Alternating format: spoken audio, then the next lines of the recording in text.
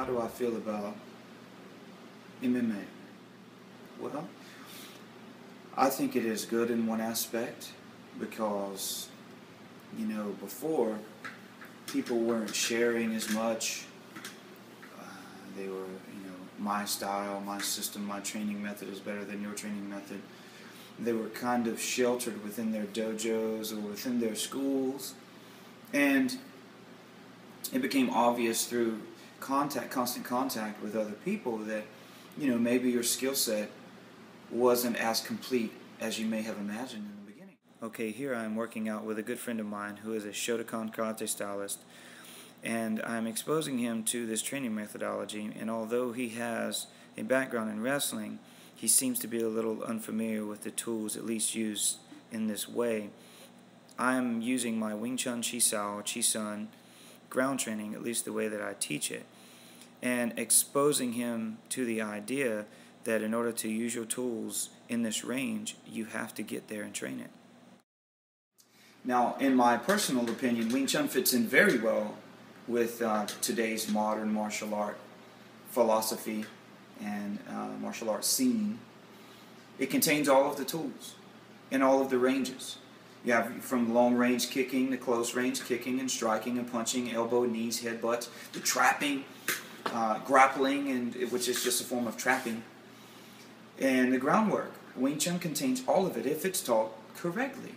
Now, if you try to stylize it and take it outside of what it really is, which is a concept-based martial art, and I can hear the ooh and the shrieks out there from the traditionalists, but it is traditionally concept-based martial art.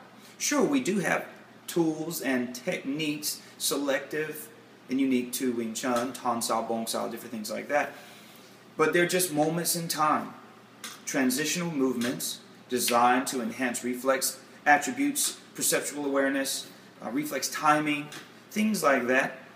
But a technique is just a technique, it's just a tool in the box.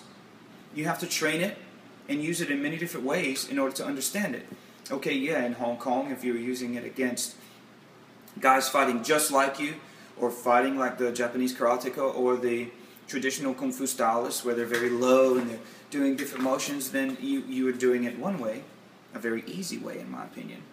But then when you encounter different martial arts, Western boxing, and you run into Thai, you run into guys wrestling and then doing jiu-jitsu or any other form of grappling martial art, then your Wing Chun grappling on the ground fighting has to improve. Your stand-up has to improve, the way you train it. It doesn't mean you abandon it or you do anything or you do Muay Thai or do boxing and you call it Wing Chun, and no. You take the concept, the idea, and you train your tools against whatever is there. The new technology, the new science, military, warfare, that's all it is. If our military said, look, we're going to train, we use these guns, we load them this way, we put the powder, and we're going to keep doing this. Everybody else is changing around us. Doesn't matter because our leaders taught it this way 100 years ago. This is how they did it. We would have been annihilated. We'd be wiped out. No army in history that survived has ever trained with that in mind. We're going to continue to just do this because they did it before us for the sake of tradition. That's ridiculous.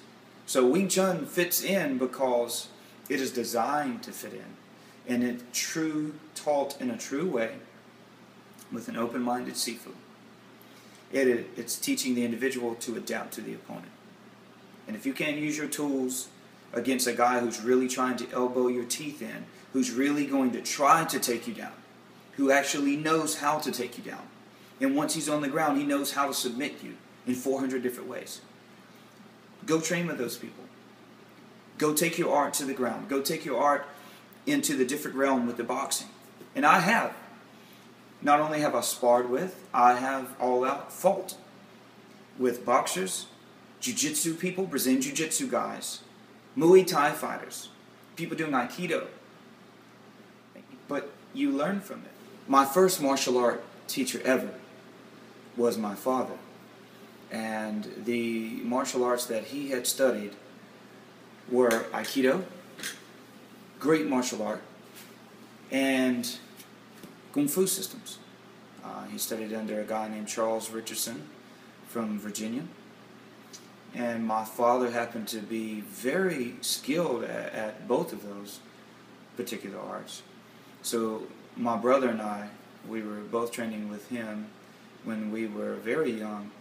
And at the age of 9, I was enrolled, my brother and I both, were enrolled into my first formal martial arts school under a man who became a second father to me, a mentor, just an all-around great human being, a guy named James Boucher, my Sifu, my mentor.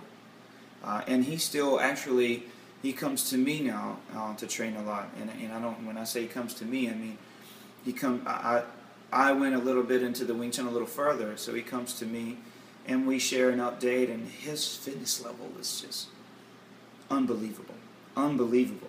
So he helps me a lot, I help him, we update each other, and that's kind of the way it goes. But when I first started training with him, we were doing the Shaolin Kung Fu system, and we were doing Wing Chun along with it. And he was always very open, very well-rounded, very intelligent martial artist. So through him, I was introduced to Sifu Dan Inosanto, who for so many years I had wanted to meet, you know, reading about Bruce Lee.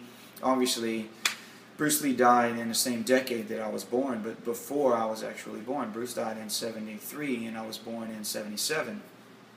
So when my Sifu says, look, you know, I'm doing this training with Bruce Lee student, I was blown away. Oh, wow, you know, how do I get involved with that? So I wanted to get down there and train.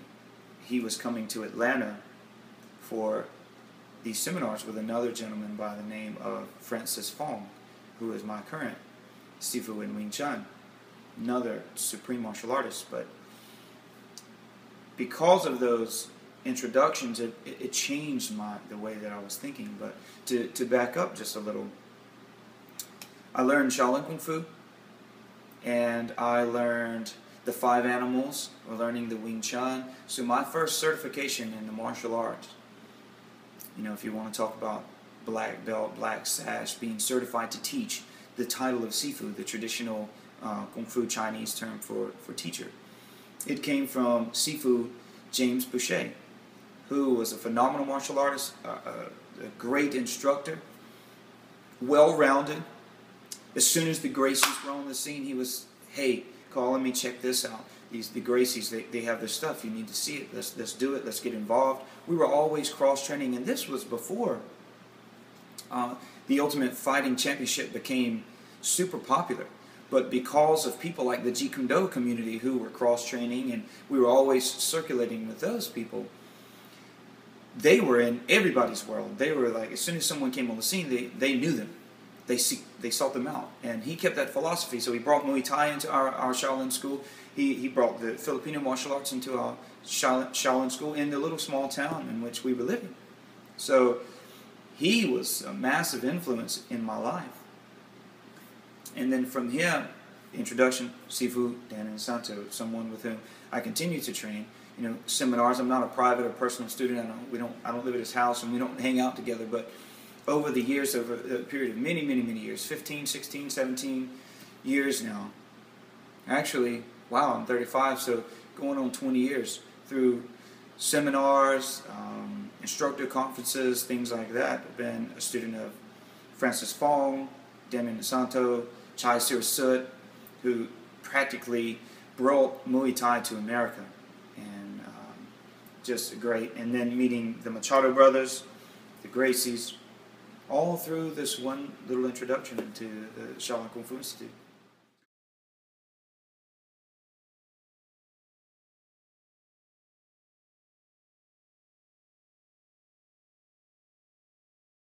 Kung Fu is a way of life.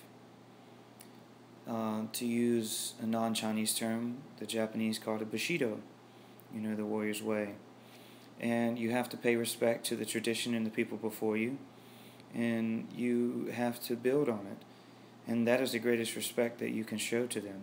Pass it on to your students, and live a clean life. Have fun when you train, and be inspired by your heroes, and share it with your brother and your neighbor. And it teaches you to give back to the community. It's much more than just fighting. And if you can hold this thing in your heart and in your mind, then you are experiencing and you are living life truly in the moment. And if you can do that, then you really have lived a pleasant life.